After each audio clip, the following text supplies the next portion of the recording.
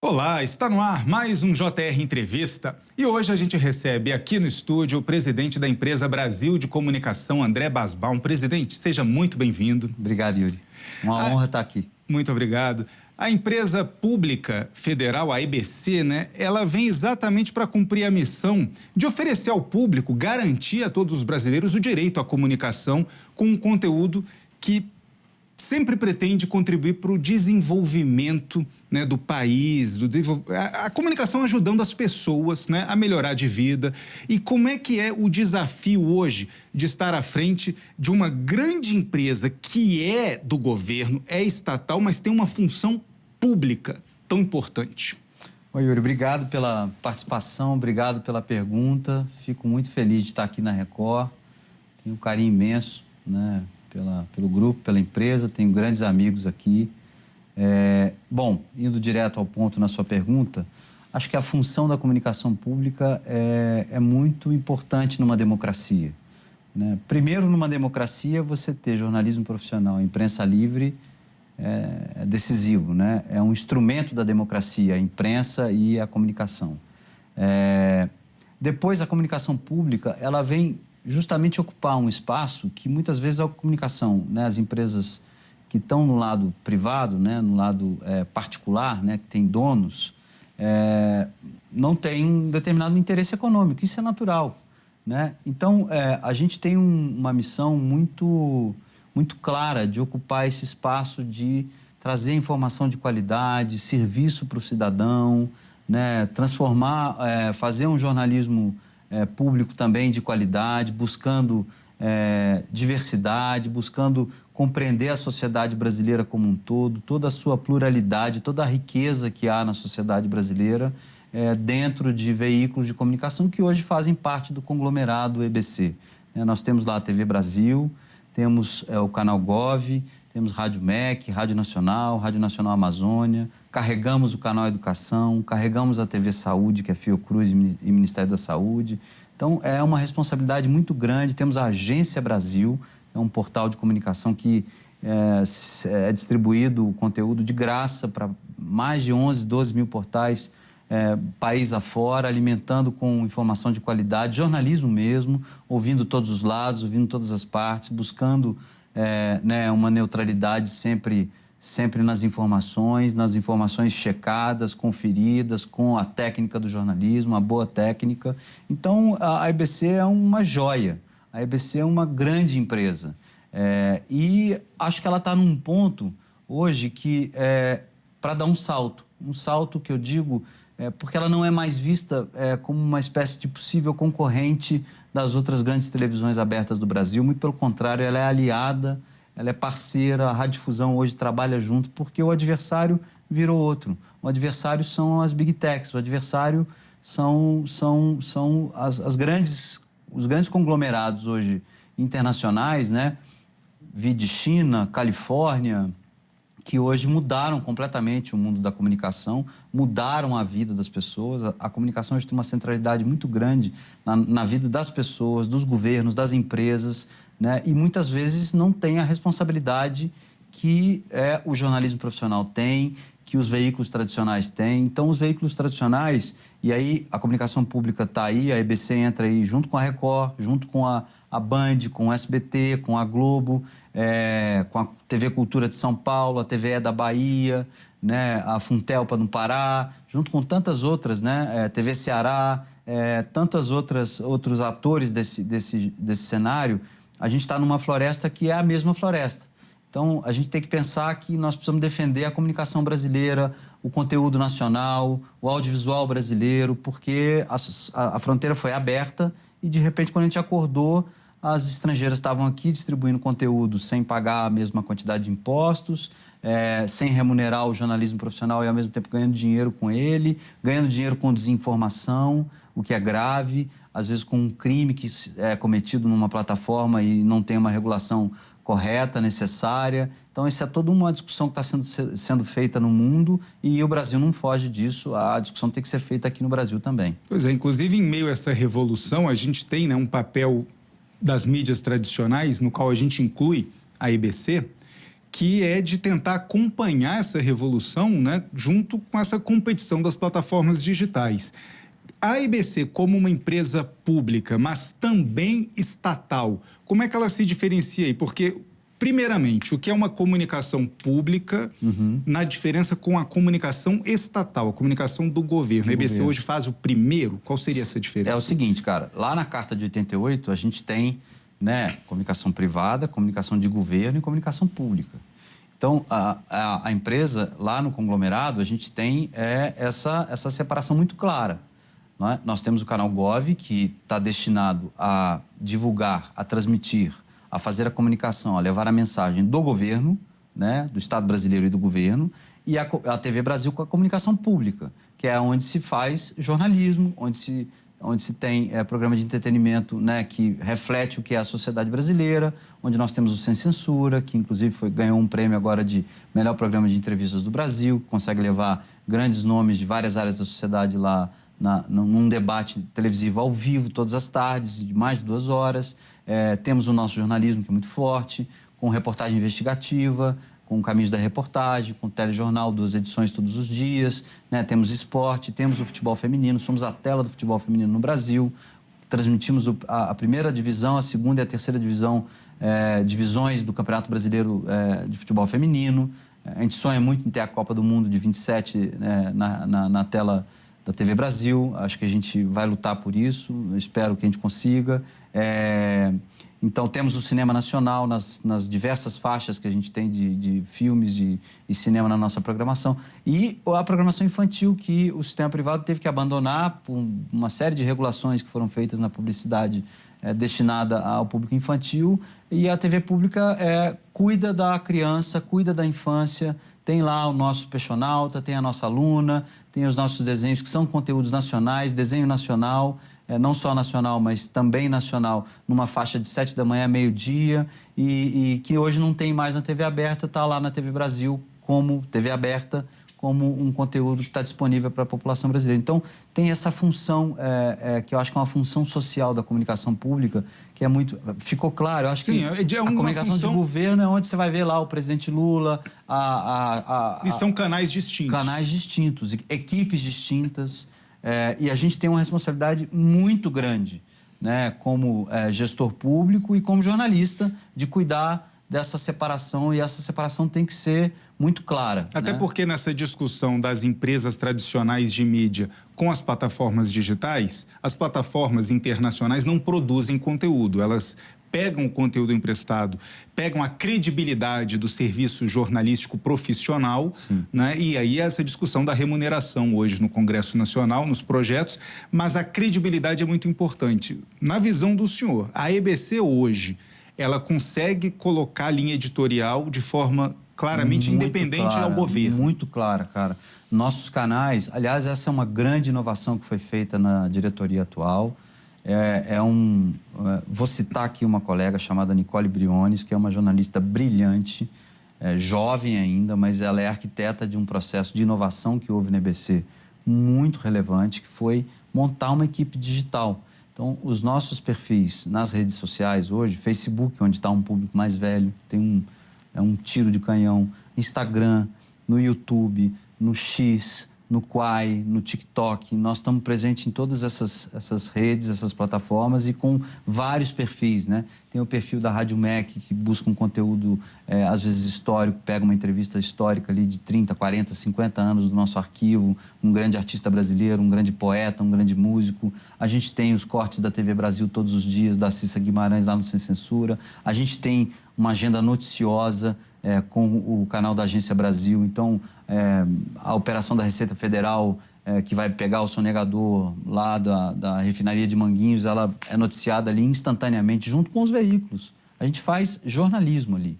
E muito claro, a separação é muito boa, a linha editorial é muito clara, e é muito bem feito. Então, esse é um trabalho que está sendo desenvolvido lá, que é muito bom e que a gente só quer aprofundar, só quer levar adiante. Porque não dá para também achar que você vai ignorar o mundo digital. Ao mesmo tempo que a gente precisa organizar esse trânsito aí, né, organizar esse novo mundo, né, de uma forma correta, responsável. A regulação significa isso, não é censura, nada, muito pelo contrário, né? É você organizar como se fosse uma cidade, né? Um trânsito de automóveis, né? Você tem que ter o semáforo, você tem que respeitar o pedestre, você tem que respeitar a faixa, o limite de velocidade. É essa a imagem. É a mesma coisa. Você não pode ter crime de pedofilia numa plataforma como o Instagram.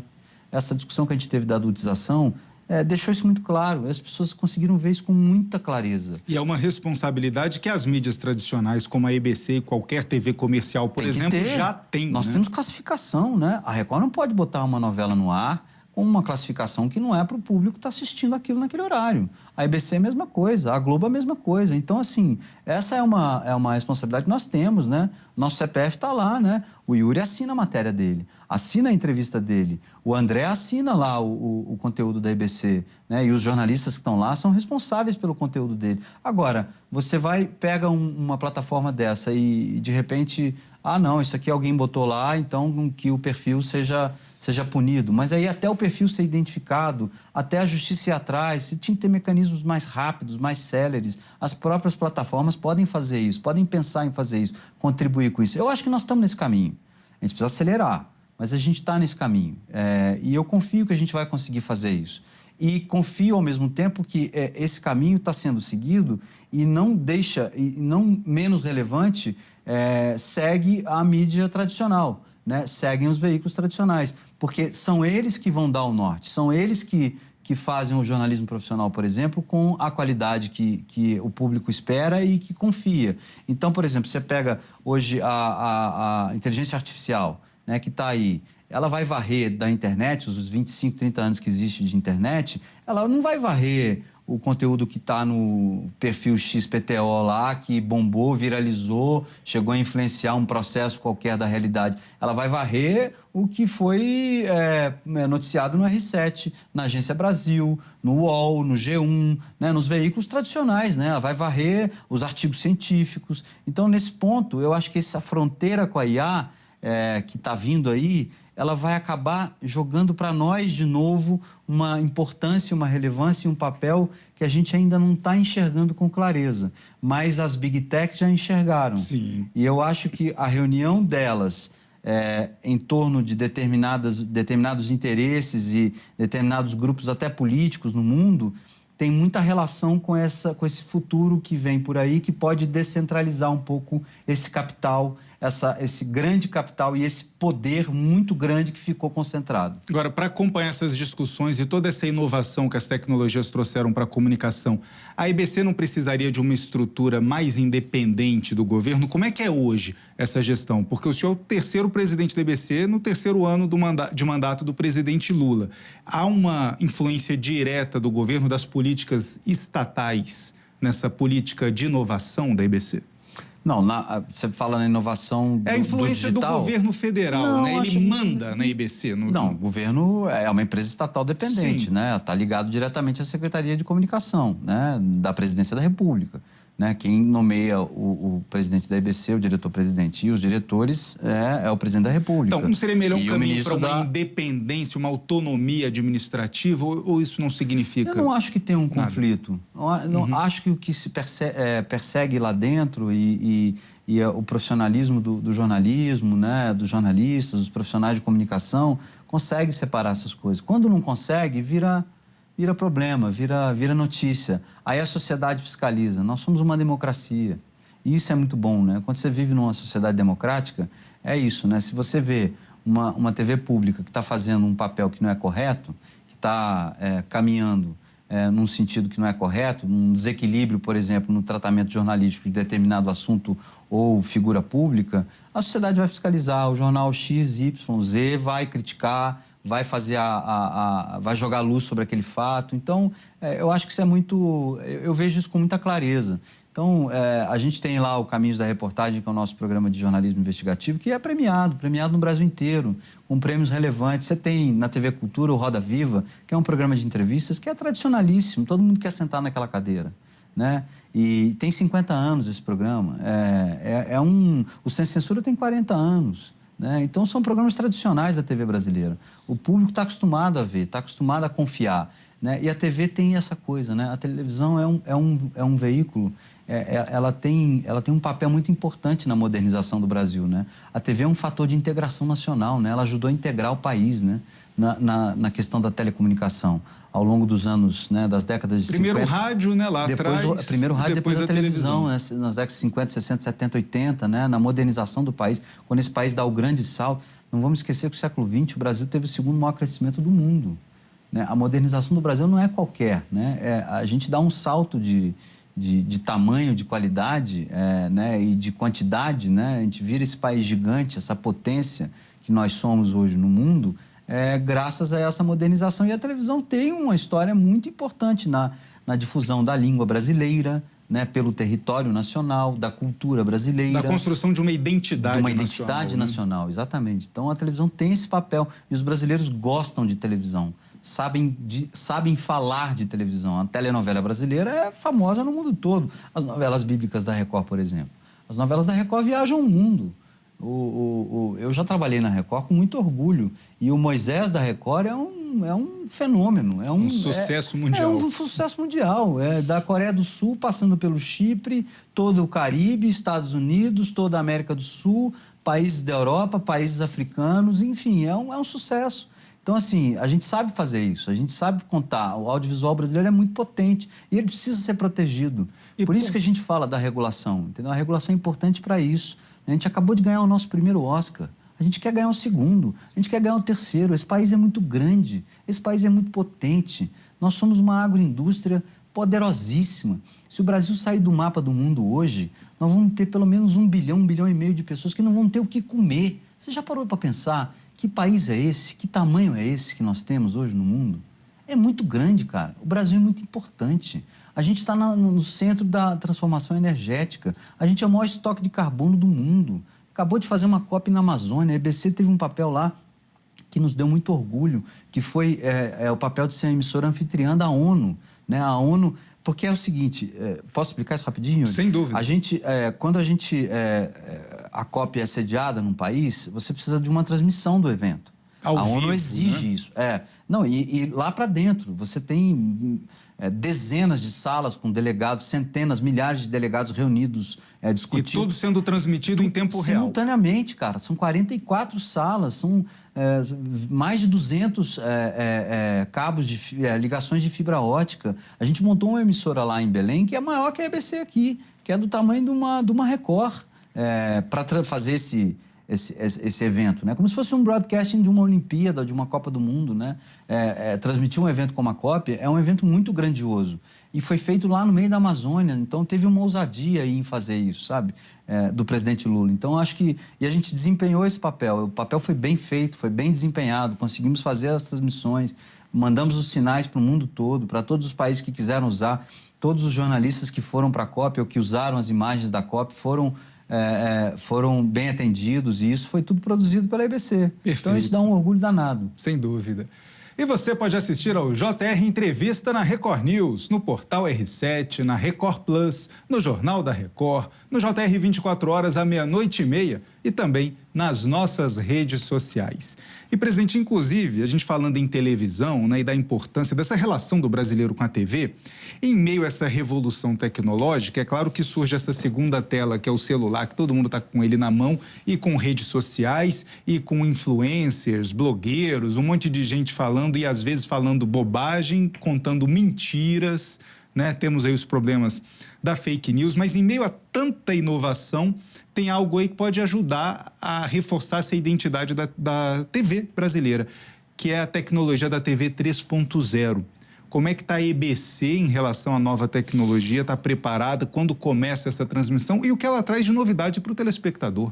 Isso vai ser incrível, Yuri. Acho que foi um projeto, assim, um processo que está sendo desenvolvido há um tempo, né, com engenheiros de altíssima qualidade, é uma tecnologia nacional, com influência de tecnologias de outros países, né, Coreia do Sul, países do norte da Europa, Estados Unidos.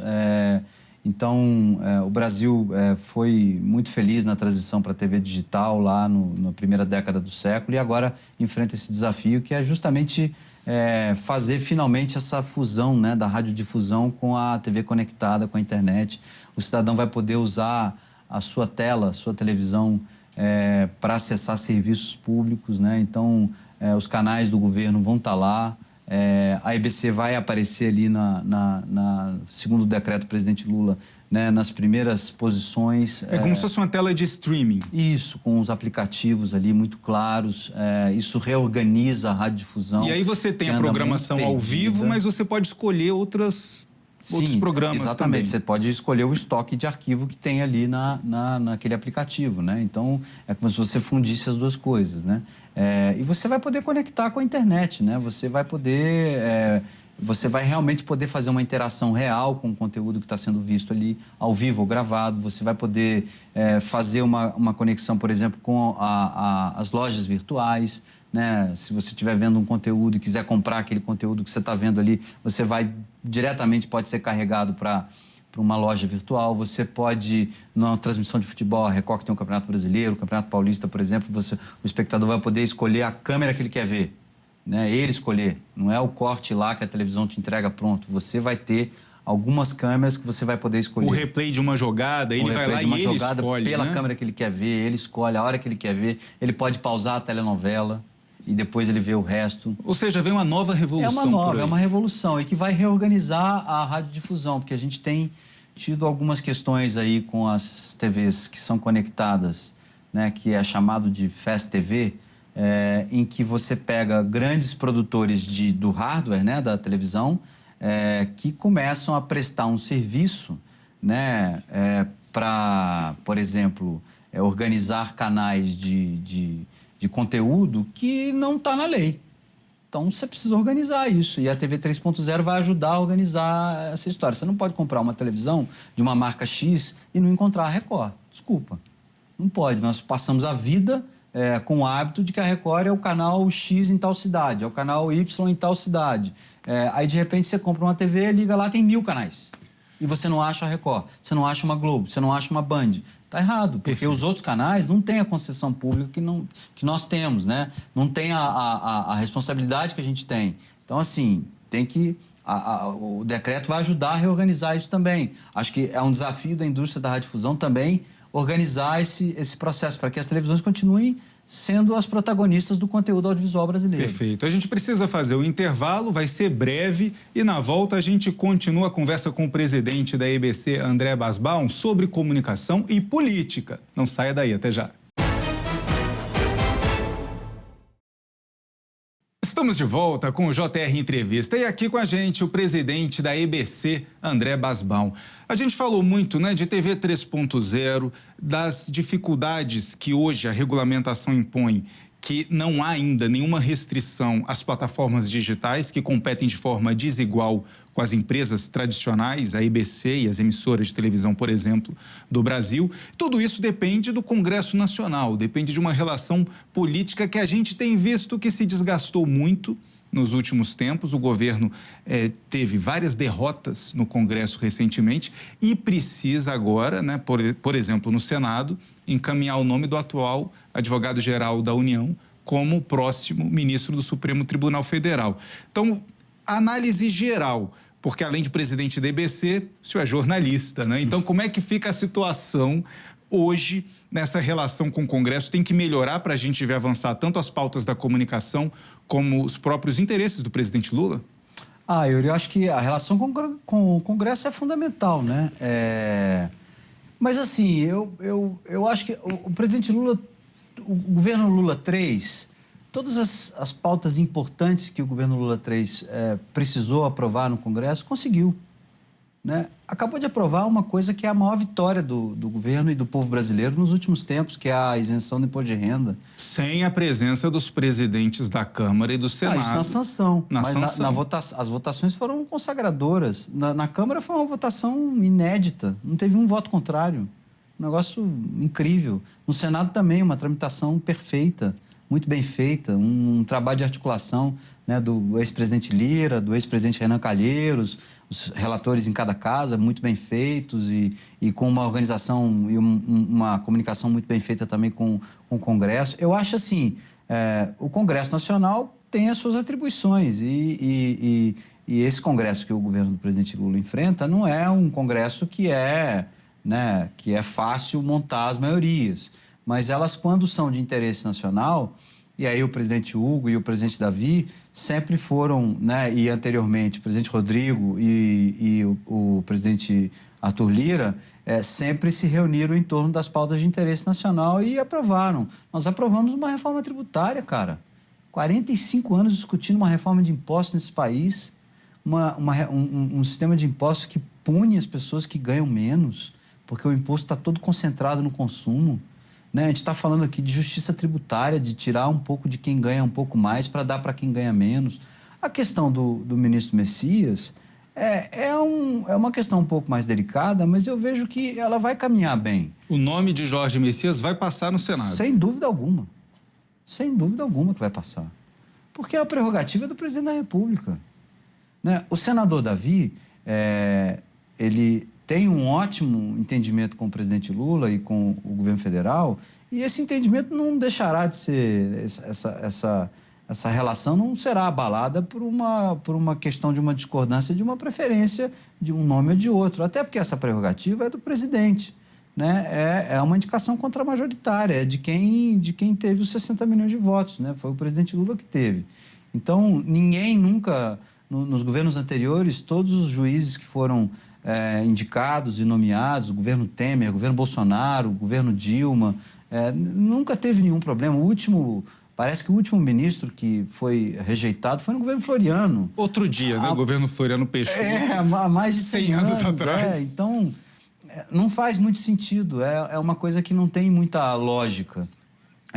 E o ministro Messias, cara, é um construtor de pontes, ele é um tecido conjuntivo, sabe? O tecido conjuntivo é aquela célula que aonde pega, ela constrói, né? Ele tem uma capacidade de relacionamento com as comunidades evangélicas, por exemplo, que é incrível, que é muito boa, que ajuda a pacificar o país, ajuda a unir o país em torno de pautas importantes, pautas que são caras ao povo brasileiro, né? Que muita gente chama, são pautas conservadoras. Conservadoras, discordo, né? São caras às famílias brasileiras. E ele sabe dialogar com isso, ele entende disso, né? Sempre foi um ponto de convergência na sua atuação como AGU, e eu tenho certeza que como ministro supremo vai compor a corte ali com a maior dignidade e grandeza possíveis, porque é um cara que constrói ponte, é um cara que está pensando no país, está pensando no futuro da nação, está pensando no bem-estar da população. Então, assim, não é uma coisa fora do esquadro a indicação do ministro Messias, mas ao contrário. Esse otimismo, então, com a aprovação já do nome de Jorge Messias para ser o próximo ministro do Supremo Tribunal Federal, ela se repete quando a gente pensa nas pautas que discutimos no primeiro bloco da comunicação, as plataformas digitais serem regulamentadas, porque há um grande bloqueio hoje ideológico nessa discussão. Isso é um problema. Para a direita, a gente tem o quê, né? É uma questão que estamos ameaçando a liberdade de expressão. E não é. Com a regulamentação das redes. É possível avançar nessa discussão? Há tempo para isso? Eu não sei se há tempo agora. Assim, eu gostaria muito que a gente tivesse esse debate maduro, com maturidade, fizesse essa discussão de uma forma correta, aberta para a sociedade ver, pedagógica, explicando.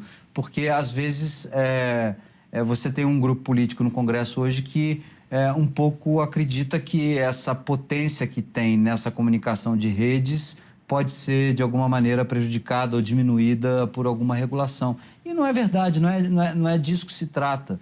Né? Os algoritmos estão aí, eles vão bailar de acordo com os interesses de quem consome os algoritmos. Hoje tem uma regulamentação, que é da dona da plataforma, né?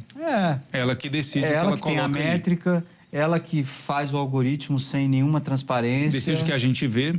Que é o que cai na nossa tela. Então, o mundo inteiro está preocupado com isso e a gente também tem que estar. Então, assim, se essa discussão não for agora, ela será em breve, porque não tem como fugir dela. Nós estamos falando da saúde mental das nossas crianças. A primeira-dama, por exemplo, ela sempre falou disso, né? A Janja sempre foi militante dessa questão da proteção da infância nas redes, e agora com o Felca que apareceu, com a questão da adultização, é que o debate foi adiante, viralizou, né, um vídeo dele muito pedagógico, engraçado como é contraditório, né? Viralizou, ou seja, nasce no ambiente digital, né?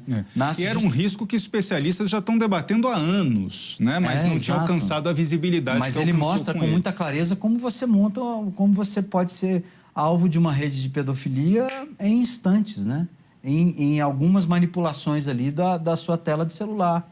Então, a sua criança, o seu adolescente está dentro da sua casa, mas ele corre muito mais risco na tela do celular do que se ele tivesse na rua, numa grande cidade violenta, como a gente, infelizmente, vê em países até como o Brasil, como o México, como, né, Colômbia, um país onde existem índices de criminalidade violenta, né, que são, infelizmente, relevantes e impõem uma pauta de segurança pública, né? Aliás, segurança pública é um assunto que eu acho que a gente tem que discutir na TV pública. É um tabu. Por que não se discute segurança pública? A Record tem uma programação de segurança pública que é importante, né, que as pessoas às vezes não compreendem, né? Isso, é o jornal de polícia, não é não, meu velho. Tem serviço, né? Nós estamos alertando a população sobre determinados assuntos e dando informação que é muito importante na vida delas. A gente facilmente teria mais meia hora de temas relevantes para debater aqui, mas infelizmente nosso tempo acabou. Oh, nossa Senhora. Muito obrigado pela entrevista. Muito obrigado. Eu que agradeço. A Record mora no meu coração e eu sou um militante da televisão brasileira, da radiodifusão brasileira. Queria ser visto assim sempre. E sou um jornalista, antes de tudo, a serviço da comunicação pública e do país, com muito orgulho e com muita honra. Obrigado uma vez mais e obrigado também a você pela companhia e audiência. Até a próxima. Tchau, tchau.